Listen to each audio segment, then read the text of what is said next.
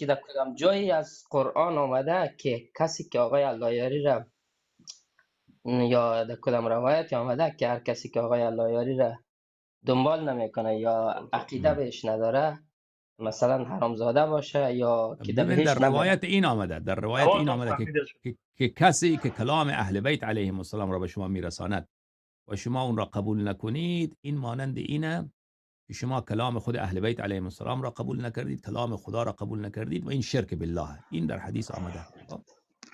یک کسی اگر کلام اهل بیت علیهم السلام را به شما میرساند و شما میگید که نه من قبول ندارم، این مانند شرک بالله، حرام زاده بودن نیست. در حدیث مانند اینه که این شخص مشرک بالله باشه. این در حد شرک بالله.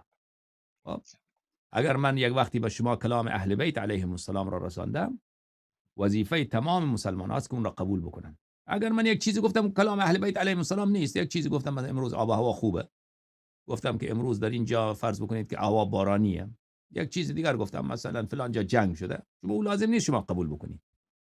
اما اگر کلام اهل بیت طاهرین علیهم السلام بود، او را گفتم و اون وقت شما قبول نکنی، هر کسی باشه، مجتهد باشه، مرجع باشه، هر کی باشه، اگر قبول نکرد او مشرک بالله.